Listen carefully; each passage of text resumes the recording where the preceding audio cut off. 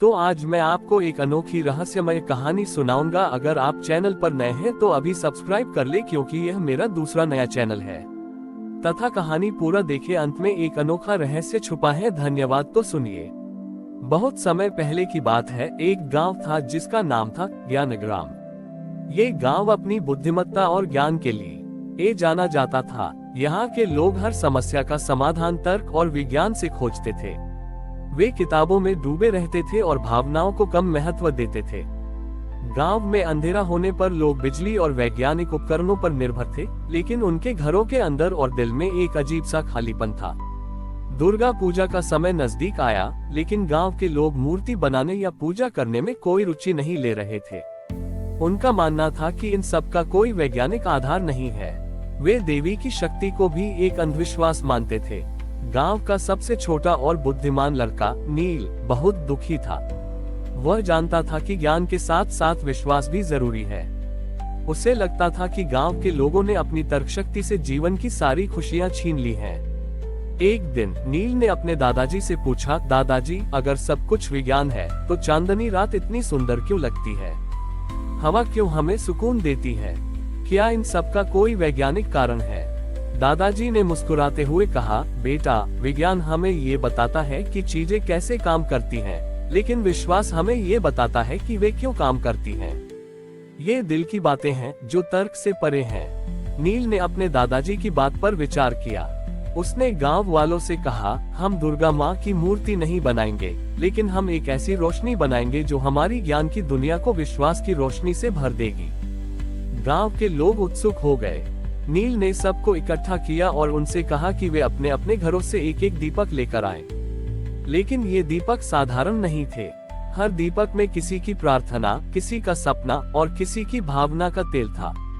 एक वैज्ञानिक ने अपने दीपक में अपने ज्ञान का तेल डाला, एक किसान ने अपनी फसल की आशा का तेल और एक माँ ने अपने बच्चे के भविष्य की कामना का तेल डाला। जब सबने अपने दीपक जलाए तो सारे गांव में एक अद्भुत रोशनी फैल गई।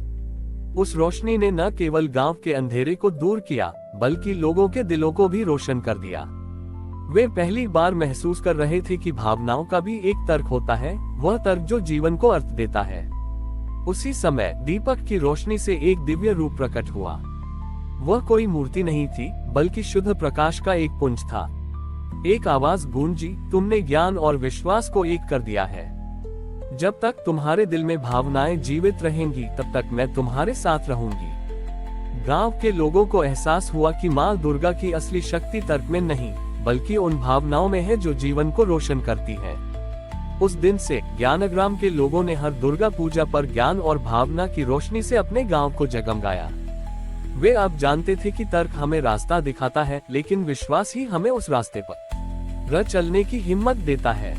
ज्ञानग्राम में अब ज्ञान और विश्वास का अद्भुत मेल हो गया था। लोग अब केवल तर्क से नहीं, बल्कि दिल से भी सोचते थे। लेकिन उनकी नई मिली खुशी एक और परीक्षा का सामना करने वाली थी। गांव से कुछ दूरी पर एक विशाल घने जंगल में एक बहुत ही चालाक और लालची राजा रहता था। उसने ज्ञानग्राम की कहानी सुनी कि वहां के लोग बिना किसी वैज्ञानिक उपकरण के भी रात में अपने गांव को रोशन कर सकते हैं। उसे लगा कि यह कोई जादुई रोशनी है जिसे वह अपने राज्य को चमकाने और अपनी शक्ति को और बढ़ाने के लिए चुरा सकता है। राजा अपनी सेना के साथ आया और उसने पूरे गांव को घेर लिया। उसने नील को बुलाया और कहा, तुम्हारी रोशनी मुझे दे दो या मैं तुम्हारे गांव पर कब्जा कर लूंगा। गांव के वैज्ञानिक डर गए।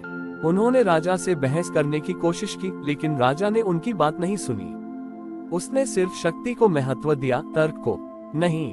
नील ने हिम्मत दिखाई और राजा से कहा, महाराज, हमारी रोशनी कोई जादू नहीं है, ये हमारे दिलों की रोशनी है। आप इसे चुरा नहीं सकते। राजा ने अहंकार से कहा, मैं इसे अपनी शक्ति से छीन लूंगा। उसने अपनी सेना को आदेश दिया कि गांव के सभी दीपकों को बुझा दिया जाए। जब सेना ने दीपकों को बुझाना शुरू किया तो गांव में फिर से अंधेरा छा गया। सब लोग डर गए, लेकिन नील ने कहा, डरो मत, हमारे दिलों की रोशनी अभी भी जल रही है। उसने गांव के लोगों से कहा कि वे एक साथ खड़े होकर प्रार्थना करें। जब सबने मिलकर प्रार्थना की तो अंधेरे के बावजूद उनके दिलों से एक हल्की सी रोशनी निकलने लगी। ये रोशनी इतनी शक्तिशाली थी कि उसने राजा की सेना को चकाचौंध कर दिया। राजा और उसकी सेना हैरान रह गए। उन्होंने देखा कि यह रोशनी किसी वैज्ञानिक उपकरण से नहीं, बल्कि लोगों के विश्वास और एकता से आ रही थी। ये देखकर राजा को अपनी गलती का एहसास हुआ। उसने महसूस किया कि असली शक्ति किसी को हराकर नहीं, बल्कि लोगों के दिलों को जोड़कर मिलती है। राजा ने हार मान ली और नील से माफी मांगी। उसने गांव से कहा, तुमने मुझे एक ऐसा सबक सिखाया है जो मेरे सारे ज्ञान से बढ़कर है। उस दिन के बाद राजा ने ज्ञानग्राम के लोगों से दोस्ती कर ली और अपने राज्य में भी विज्ञान और विश्वास के बीच संतुलन लाने की कोशिश की। गांव में फिर से रोशनी लौट आए और इस बार वे जानते थे कि उनकी रोशनी को कोई भी बाहरी शक्ति बुझा नहीं सकती, क्योंकि वह उनके दिलों से जलती थी। ज्ञानग्राम और पड़ोसी राज्य के बीच अब दोस्ती हो गई थी और हर कोई ज्ञान के साथ साथ विश्वास और भावनाओं के महत्व को समझ गया था। लेकिन हर अच्छी कहानी की तरह एक अंतिम परीक्षा बाकी थी।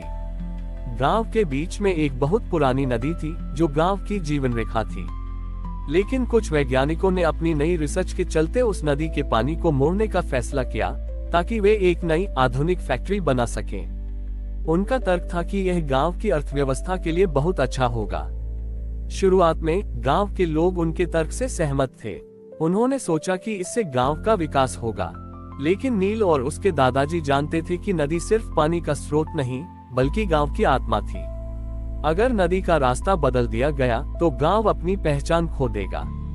नील ने गांव वालों को समझाया, विज्ञान हमें विकास का रास्ता दिखाता है, लेकिन विश्वास हमें सिखाता है कि कुछ चीजें पैसे से भी ज्यादा कीमती होती हैं। यह नदी सिर्फ हमें पानी नहीं देती, बल्कि यह हमारे इतिहास, हमारी कहानियों और हमारी भावनाओं को भी संजोती है। लेकिन गांव के वैज्ञानिक अपनी बात पर अड़े रहे। उन्होंने कहा, भावनाओं से विकास नहीं होता, हमें आगे बढ़ना चाहिए। दुर्गा पूजा का समय आया। इस बार नील ने किसी से दीपक लाने को नहीं कहा। उसने सबसे कहा कि वे नदी के किनारे इकट्ठा हों और अपने दिल की सबसे सच्ची भावना को याद करें। जब सब लोग नदी के किनारे पहुंचे तो उन्होंने देखा कि नदी का पानी बहुत कम हो गया था, क्योंकि फैक्ट्री का काम शुरू हो गया था। नील ने सबसे कहा, चलो हम सब मिलकर इस नदी को वह सब वापस देते हैं जो इसने हमें दिया है। गांव के लोगों ने अपने दिलों की भावनाओं को याद किया।